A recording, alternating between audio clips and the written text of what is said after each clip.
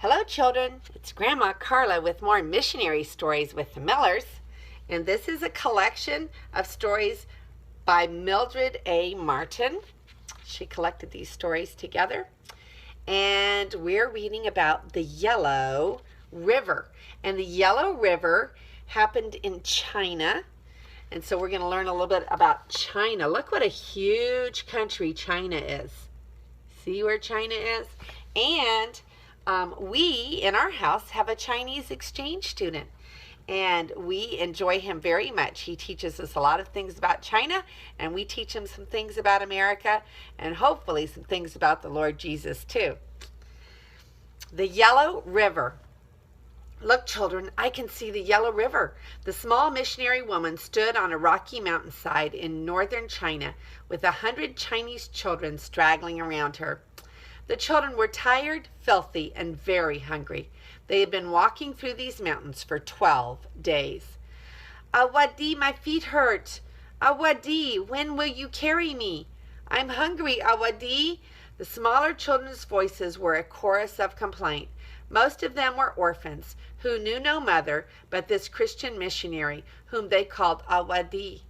Awadi, the virtuous one, bent over wearily. Come, Ling, it's your turn to ride, she told a small boy.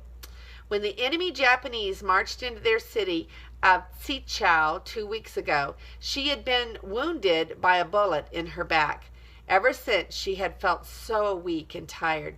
But the children from the mission orphanage must be taken to safety, so Awadi had volunteered to lead them through the mountains to the Yellow River.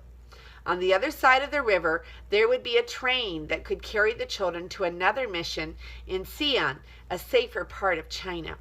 See, children, she encouraged the group, down there is the village of Yanchu, and beyond that is the Yellow River. See it shining in the sunshine? But it's so far away, Awadi, and we're so hungry. In the village of Yanchu, they will give us food, and then we will arrive at the Yellow River. When we cross the river, we'll all be safe, the missionary answered calmly. Now let's sing a song as we march down to the town. The mountains were wild and barren, and everyone's thin, homemade cloth shoes were worn out. They had had no food for the last 2 days and very little water.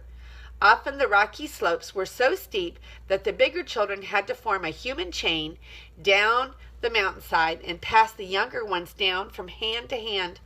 But when Awadi tried to rally them with a hymn, they would march along, singing bravely.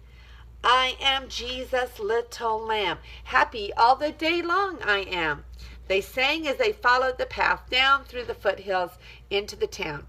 After sleeping out on the cold, hard mountainside for so many days, it was wonderful to see a town and houses. But as the refugees entered the town, they were in for a disappointment.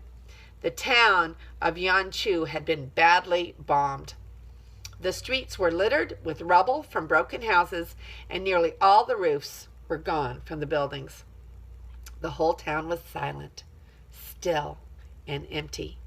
The children ran from house to house, their shrill voices echoing in the desert streets.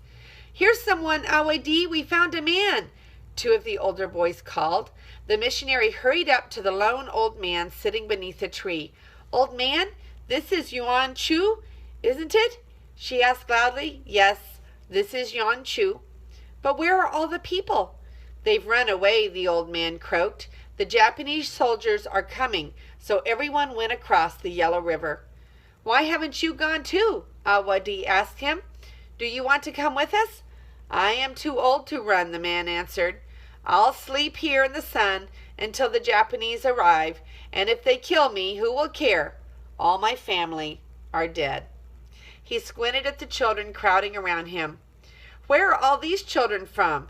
You are a fool, woman, to bother with so many children. The gods intended for a woman to have only a handful of children, not an army.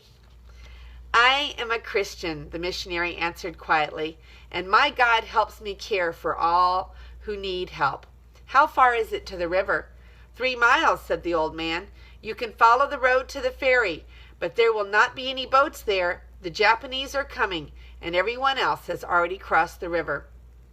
Awadi blew her whistle, and the children lined up around her. "Come, children," she ordered. "It is only a little farther to the river. We shall all bathe and wash our clothes there, and we shall catch a boat and be safe on the other side.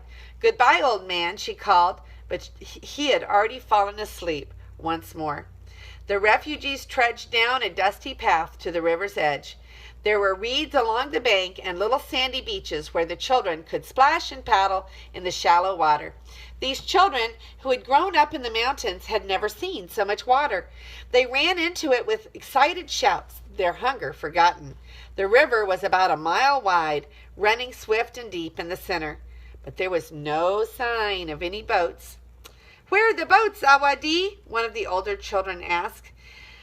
"They must come across every now and then," she answered. "Maybe we were too late today. We'll spend the night here on the bank, so we'll be ready to meet a boat tomorrow morning." The children and the missionary huddled together on the sandy bank as the moon rose above the yellow river. It was beautiful, quiet, and peaceful, but Awadi was worried. Why were there no boats? Was the old man right? Had they come too late? When she finally fell asleep, she dreamed of cruel Japanese soldiers in their round steel helmets, marching closer and closer. When she awoke the next morning, the children were already playing in the water. They explored and poked in the reeds and shallows along the bank, still amazed at the huge river.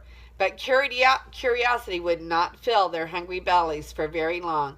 Somehow she must find them food. She called the oldest boys and told them, "We must look for something to eat.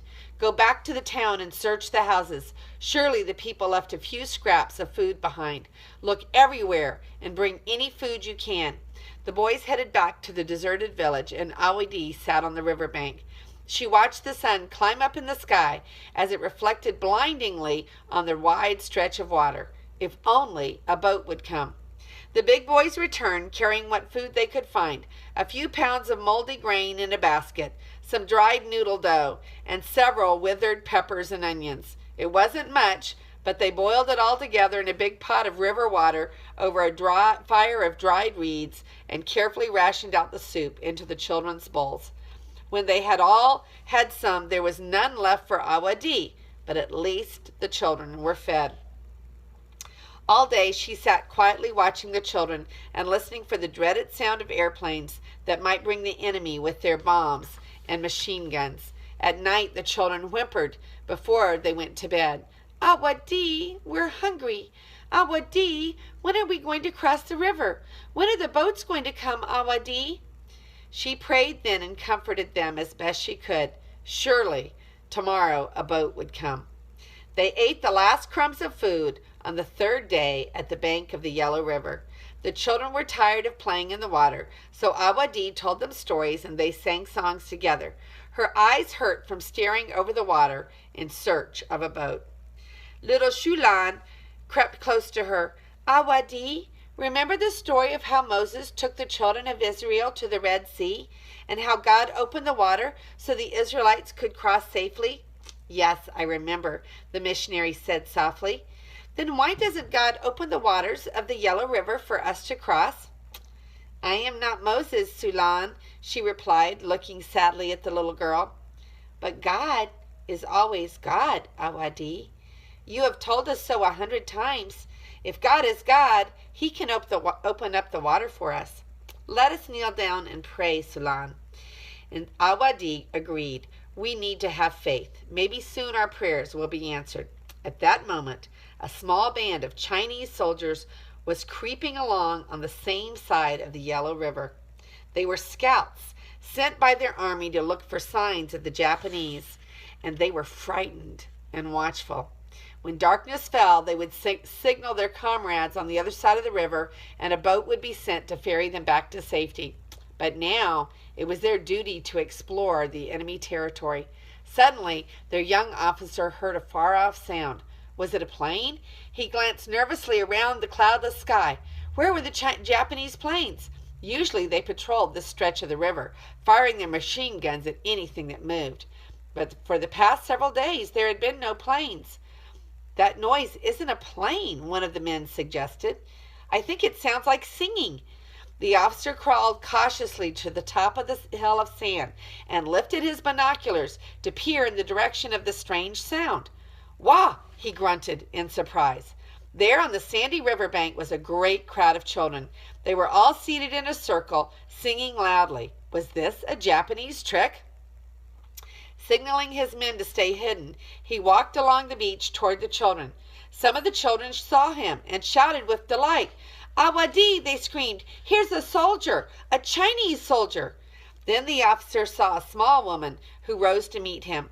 Although she was dark-haired and dressed in Chinese clothing, he knew she was a foreigner, a white woman. "This will soon be a battlefield," he told her sternly. "What are you doing here? Are you in charge of all these children?" "Yes, I am in charge of them," Awadi replied. "We are waiting to cross the river."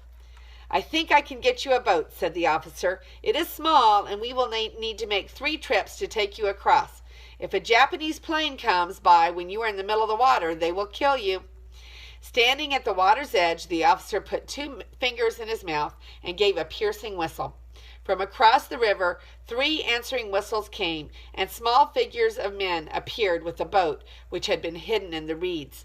"I can't thank you enough," the missionary told him. "I thought we were done for when we couldn't find any boats. You are God's answer to our prayer." With shouts of glee, children piled into the boat. The officers rowed rapidly to the other side and then returned for more. On the last trip, Awadi and Sulan climbed in together. "You see, Awadi," chuckled the little girl, "God is always God. He opened the Red Sea, and he can also make a way for us through the Yellow River." Isn't that a sweet story? And then here's the historical note. Awadi and her 100 children escaped from the Japanese soldiers over 50 years ago. The children had many more adventures on their way to the mission in Sion, but they all reached safety at last. Awadi's real name was Gladys Allward. She was an English woman who spent 17 years as a missionary in China. So maybe sometime we can read the full story of Gladys Allward. And this is Grandma Carla, and I hope that you have a wonderful day today. I love you.